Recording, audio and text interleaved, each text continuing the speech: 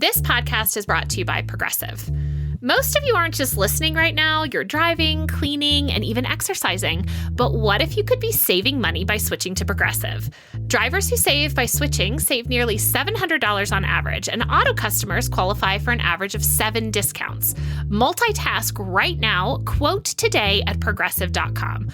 Progressive Casualty Insurance Company and Affiliates, national average 12-month savings of $698 by new customers surveyed who saved with Progressive between June 2021 and May 2022. Potential savings will vary. Discounts not available in all states and situations. This episode contains explicit language. Welcome to Mom and Dad Are Fighting, Slate's parenting podcast for Monday, March 20th, the Too Much Truth edition. I'm Elizabeth Newcamp. I write the homeschool and family travel blog, Dutch Goose. I'm the mom of 3 littles, Henry who's 10, Oliver who's 8, and Teddy who's 6. We live in Colorado Springs, Colorado. I'm Zach Rosen. I make the Best Advice Show podcast, and I'm the dad to Noah, who's 5, and Ami, who's 2. We live in Detroit.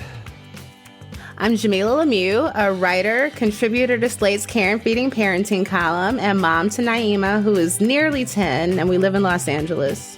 Today, we've got a jam-packed episode. We're going to be tackling 2 questions. First, we've got a friendship kerfuffle stemming from a dose of the truth instead of a white lie. Then we've got a question about dogs being underfoot now that there's a baby in the picture. We'll then wrap it up with a round of recommendations. Okay, let's kick it off with our first listener question.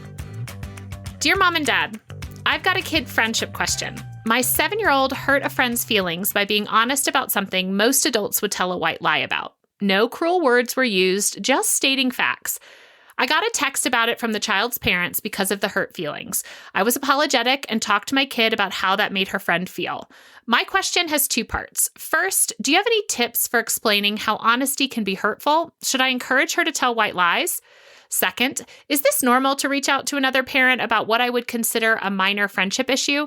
My parents were immigrants and never got involved in my friendships. I made plenty of mistakes I probably could have used some guidance with, but I also feel like support should be coaching your own child, not asking for other parents to step in. Is this what modern parenting looks like? Thanks. Just trying to be honest. This is a great question. I'm really curious what was said, but we don't know. Me too. I'll take it in 2 parts. Do you have any tips for explaining how honesty can be hurtful? Should I encourage her to tell white lies? So no, I do not think you should encourage your 7-year-old to tell white lies. However, I do think 7 is old enough to start teaching the art of omission, the art of holding your tongue, the art of not saying everything that's on your mind. And so I think what you could do is you could say, well, if someone said that to you, how might that make you feel? And if your response, and if your kid's response is, I don't know, I probably wouldn't feel great. So you can say, well, you can think about that before you level a judgment on one of your friends. And you can also applaud that they weren't using cruel words and that there isn't anything wrong with being honest. In fact, being honest and observational is really important. But there are times when we just shouldn't say anything, especially if there's a chance that it might hurt someone's feelings. And then as for the second part, I totally agree with you on this one. Because it doesn't seem like there was malice or cruelty in what your 7-year-old said, I don't know why these parents texted you.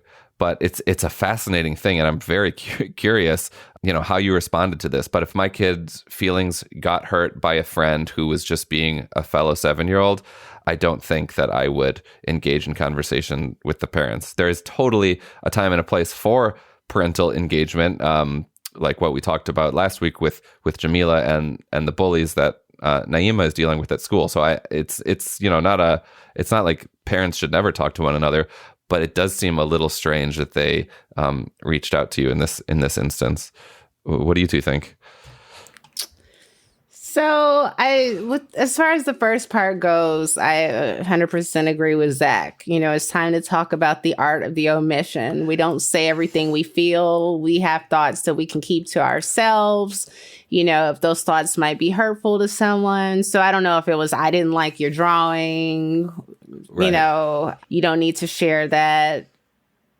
I 100% agree. As far as the parents intervening, I don't know. I mean, told a boy's parent the other day, you know, one of Naima's friends was taunting her, and he's her friend and they usually get along, but he was being mean to her. And I ran into the kid's dad in the office and I brought it up. You know, I said, your son was giving Naima a hard time yesterday. And I think it's good for, I don't know, like I'm kind of into it, you know, because this is what's going to lead to the conversation about the art of the omission. You know, if it's just a matter of these two friends trying to hash it out on their own, your child might not have learned why what they did was wrong. You know, like they may not think to change their behavior anyway, and they may end up doing the same thing again, you know? And so I don't think intervening is a bad thing. That's just me. I think, you know, it may be a little dramatic, but again, if this is what leads you to having that point of correction with your kid, this sounds necessary, you know, and can avoid hurting someone else's feelings, then I think that's a good thing. I agree with Jamilah on the intervention, that I think there's a real place for that. But I wonder if, you know, we don't have a lot of details here. I wonder if the way it came across, because I was thinking about my friend Michaela and I often will kind of check in with each other about stuff we saw happen with the kids. But I'm never like, hey, you need to fix this with your kid. You know, I'll say like, hey, by the way, I heard, you know, this is what happened in the car. I heard, you know, X kid say something to this other kid, or they're saying this happened, right? As sort of a, I just want to let you know what I observed or what my kid is reporting, but leaving it to her, like I don't say to her, we need an apology or you need to have your kid fix this. But I think it is a good way, particularly if they are good friends, to sort of say like, hey, this thing happened. I just wanted to make you aware. Like my kid's pretty upset. To open that dialogue, right? Because I think that there's a way then for you to go to your kid and say like, hey, did something happen today? And to open up that conversation, right? And to get both sides of the story. But I think if you're texting them like, your kid needs to make this better because they hurt my kid's feelings, that maybe that's not appropriate, right? And some of that depends on the relationship that you have with that parent. In terms of like telling white lies and honesty, I was thinking about outside of even just omission, trying to get a picture of what was happening in terms of like, was the advice solicited or not solicited, right? Like, did the child say, do you like my haircut? And your daughter was like, no. Just like those sort of things, and talking your kid through. There are times in which we offer our opinion and times at which we don't offer the opinion. You know, we have told our kids sort of, if there's something about someone's appearance and you want to comment on it, if it is something they can fix in 30 seconds or less, you may tell them in a very kind way. If it is something that they cannot fix in 30 seconds or less, you should just let it go. Just to sort of say, these are things, you know, you don't need to comment on every single thing, but there's also times where you want them to be a good friend, and say, you know, like, hey, you have something in your teeth, or you have a hair there, whatever, something that can be really easily fixed and is helpful. So, and I don't know that kids always understand that difference. You know, but I was thinking like the other thing is like, what if this was like, well, we didn't invite you to this party because X, that's the truth, you know, like then did they ask like, what did you do this weekend? Like there's a lot of context that I think you need to review, just about how you handle that. And I like the idea of just checking in and saying like, if this had happened to you, how does it make you feel? But I'll also say that like one of my kids would not care, that kind of stuff just doesn't bother them. And so it's a little bit harder for him to understand why saying something like that is hurtful, right? But also learning to read the cues in the moment is something you can talk about. So yes, you said something and it hurt their feelings. How can you now repair the friendship and do the apology right there? And I think that if this parent never told you that, maybe you don't have that opportunity to coach your kid on, hey, even if you didn't mean harm, you did upset someone. Do you want to fix the friendship or do you not want to fix the friendship? Like that's still a choice they have. And if you do, how can I help you learn to do that? I think those are hard things even as adults sometimes to navigate. Yeah, I think that's a great point, though, that like this could be a really good opportunity to what Marissa Franco, the psychologist who wrote that book about friendship, called normalizing conflict. Like it's a really great to start early with that for the relationships that you care about. Conflict is good. Conflict is going to help you get to the next level of friendship. So I think in that sense, this is probably a pretty good laboratory to kind of engage in, in that dynamic. So yeah, please tell us, letter writer, what was said so we can be more precise. Yeah, we need more details.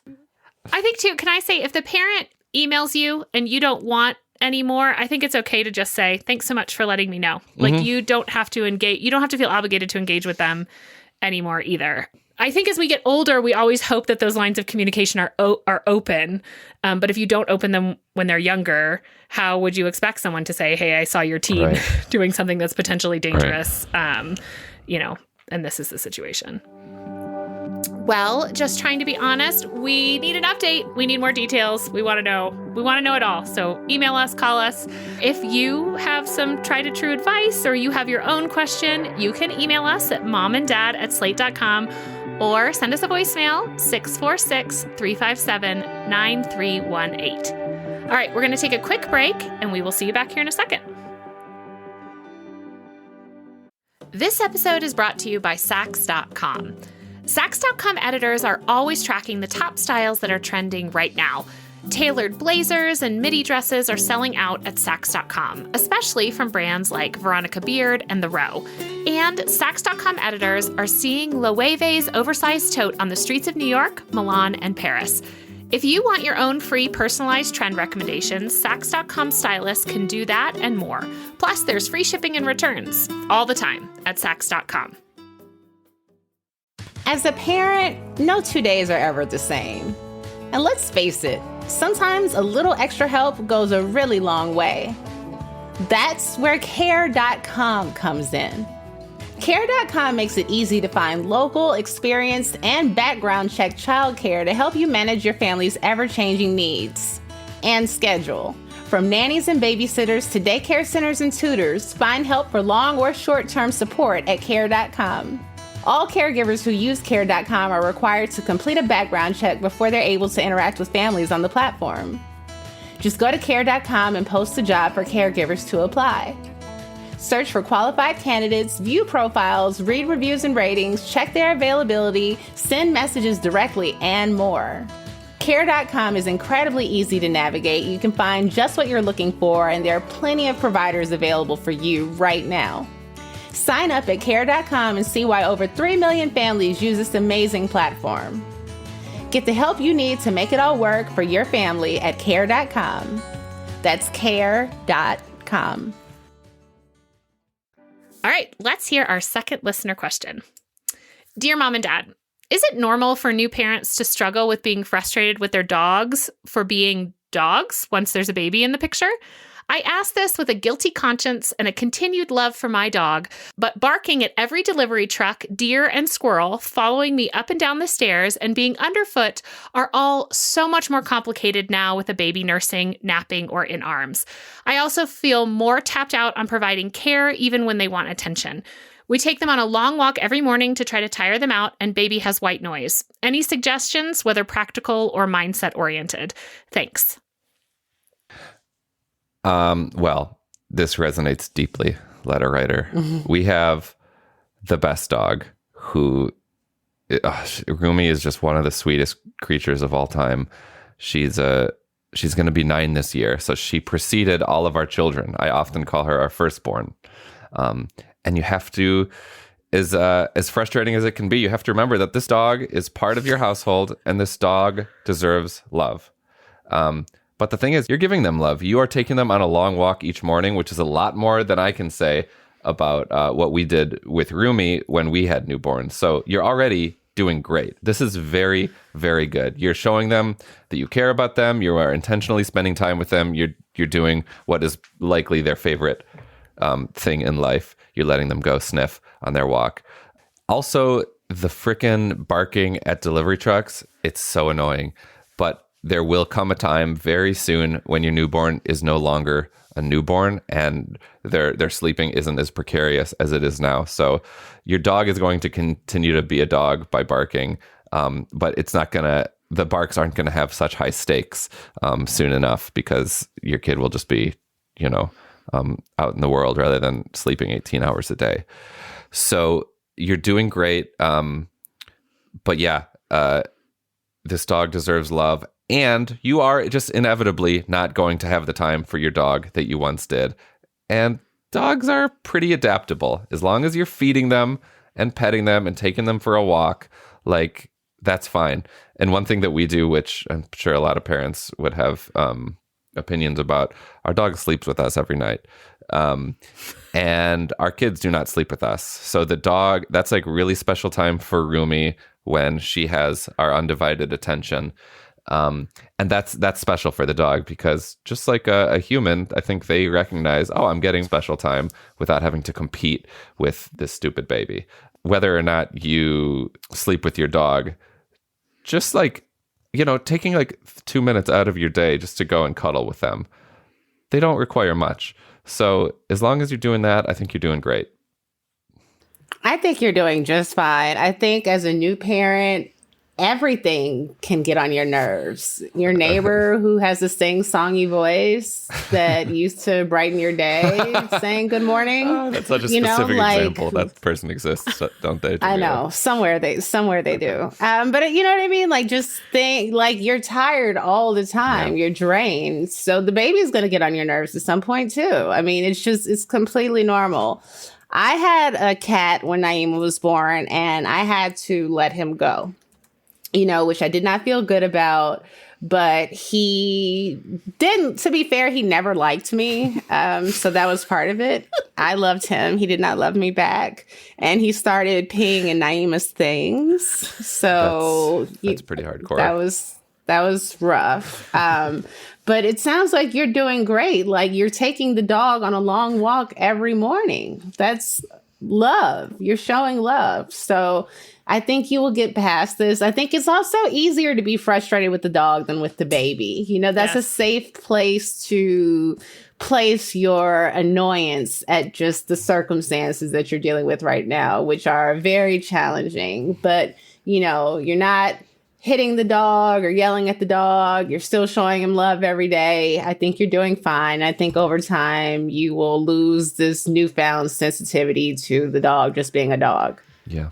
Yes, this letter writer starts off by saying, is this normal? So I Googled it and there are like whole Reddit boards. There are several articles out there. So yes, very, very normal. One of the highest times to surrender, a dog to a shelter is when you have a new baby. So I think that can tell you, like, this is a very normal phase. A couple things I was thinking about, we don't have any pets, but my son walks several of the dogs in the neighborhood, including being able to walk dogs for people that have newborns. That is like something that that's cool. People on our Facebook group are looking for to take the dog out of the house for an hour or even half hour or whatever, just like someone else to go play with the dog. Or I guess on that, like, can you put the dog in a doggy daycare once a week? Like, if you are feeling like this is overwhelming at this point, outsource it for a little bit, right? Like, it is okay to be like, this is a plan. Sometimes knowing it will pass is good, or knowing like, hey, this is really normal. And plenty of families continue on having a dog and very happy relationship with the child and the dog and being part of the family. This is just a really hard phase where, like Jamilah said, a lot of things start to bother you that were never a problem before. Yeah. So hang in there. Yeah. And that just reminded me, you might already be doing this, but if your dog is a gentle dog, you should also just like put your baby on the dog or near the dog and just like get the baby really comfortable with being licked and stuff, because then they will grow up to be fans of the dog rather than afraid of the dog. So just like, put them in a playpen together and with supervision. And I think that's really good for sibling bonding. Yeah, and apparently it's really good for your immune system. There's like all these studies that show kids licked by animals have healthier immune systems. Dog bath. Well, Yeah, dog bath time. Thank you so much for writing in. Again, if anyone has advice for our listeners, we'd love to hear it. We want to know your dog kid stories, how to go. Let this letter writer know she's not alone. You can email us at momanddad@slate.com or send us a voicemail at 646-357-9318. That's also where you can send any questions of your own. As a parent, no 2 days are ever the same. And let's face it, sometimes a little extra help goes a really long way. That's where Care.com comes in. Care.com makes it easy to find local, experienced, and background check childcare to help you manage your family's ever-changing needs and schedule. From nannies and babysitters to daycare centers and tutors, find help for long or short-term support at Care.com. All caregivers who use Care.com are required to complete a background check before they're able to interact with families on the platform. Just go to Care.com and post a job for caregivers to apply. Search for qualified candidates, view profiles, read reviews and ratings, check their availability, send messages directly, and more. Care.com is incredibly easy to navigate. You can find just what you're looking for, and there are plenty of providers available for you right now. Sign up at Care.com and see why over 3 million families use this amazing platform. Get the help you need to make it all work for your family at Care.com. That's Care.com.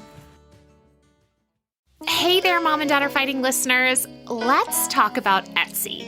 Etsy is a global marketplace for unique and creative goods. There's no warehouses, just millions of people worldwide buying and selling the things they love.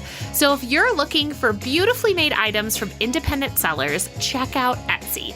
Etsy sellers have everything from statement pieces like rugs and sofas to daily staples like outerwear and accessories. So whether you're a fashionista in the market for a vintage coat or a homeowner looking for a handmade cutting board, Etsy is the place to go. Etsy is committed to promoting creativity and fostering human connection, so you can feel good about the purchases you make. Shop jackets, jewelry, furniture, art, and more, made for all budgets and any occasion. New to Etsy? You can use the code NEW for 10% off your first purchase. That's code NEW. Maximum discount value of $50. Offer ends June 30th, 2023. See terms at etsy.com/terms. For home, style, and gifts, shop etsy.com. Etsy has it. Support for this podcast comes from Wise, the universal account that lets you send, spend, and receive money internationally.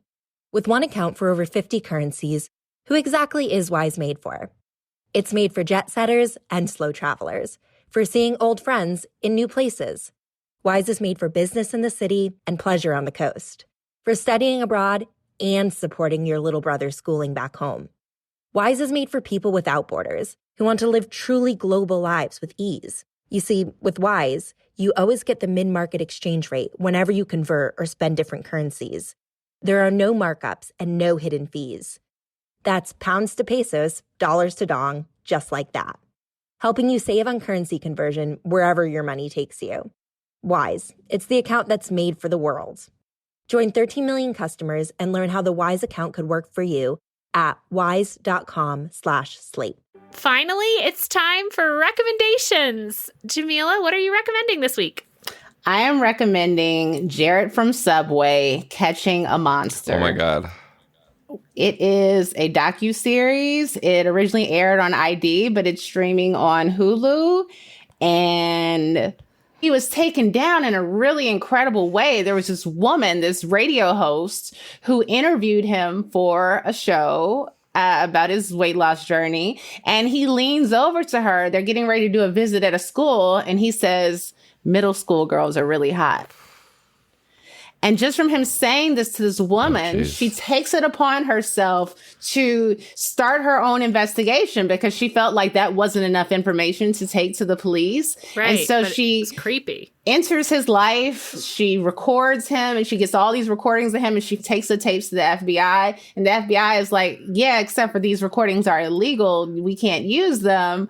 But what we can do is have you wear a wire and record for us. And so she starts working for the FBI to take him down. And I don't want to spoil the rest of it, but it's just really a very disturbing story, but also just like an incredible testament to this woman's resolve, because she spent like 3 years, on this. Well, and just her like spidey sense too, right? Like following those instincts of like, this is off. I can't put my finger on it, but this is really off. Yeah. Yeah. Yeah.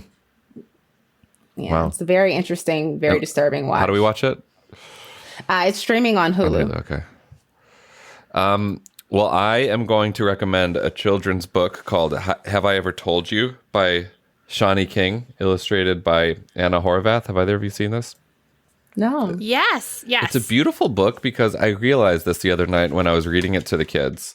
I'm just going to read a couple pages because it's really short. Have I ever told you that you can be whatever you want to be? Have I ever told you that you can be a president, a doctor, a lawyer, a professor, a firefighter, a police officer, a scientist, an astronaut, a dancer, an inventor, a musician, or an entrepreneur?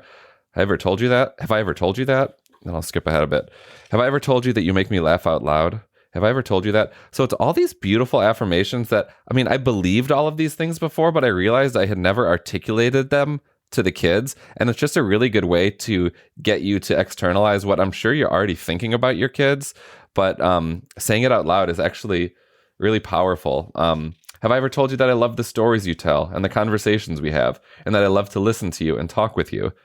And like when I was reading this to Noah, like she would say yes to a lot of them, but sometimes she would say no, like you haven't told me that. So I was like, oh, I'm so glad that I have now told you. And the illustrations are really cool, kind of this pop art They're style. Beautiful. It's a great short little book.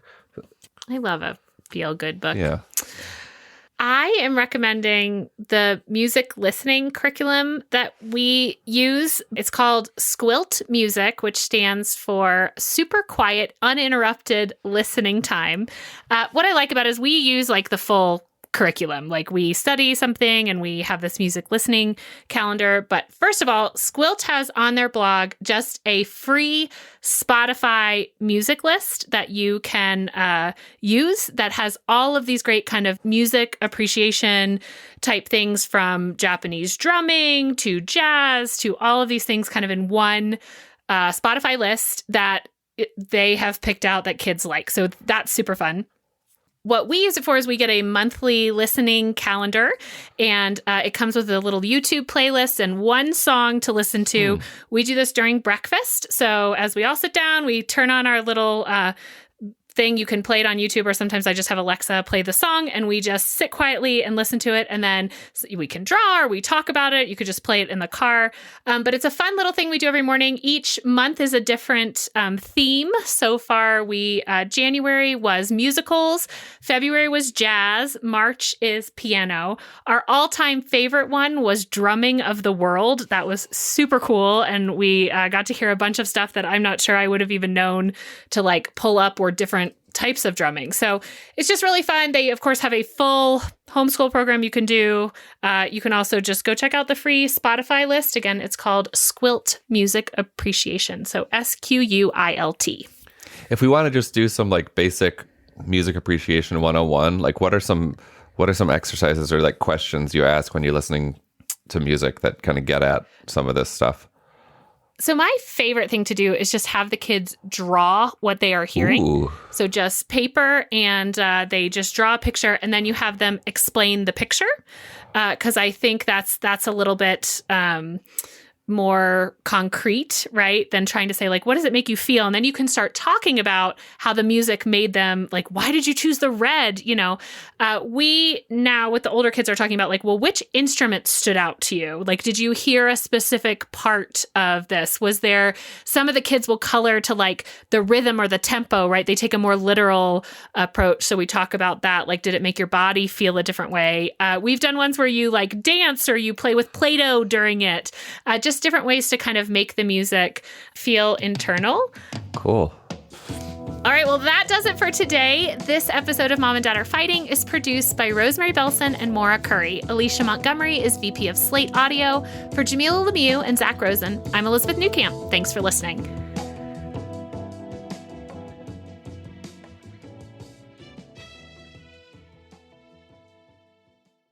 Hey everybody, it's Tim Heidecker. You know me, Tim and Eric, Bridesmaids, and Fantastic Four. I'd like to personally invite you to listen to Office Hours Live with me and my co-hosts, DJ Doug Pound. Hello. And Vic Berger. Howdy. Every week we bring you laughs, fun, games, and lots of other surprises. It's live. We take your Zoom calls. Music. We love having fun. Excuse me? Songs. Vic said something. Music. Songs. Music. I like having fun. I like to laugh. I like to meet people who can make me laugh. Please subscribe. No.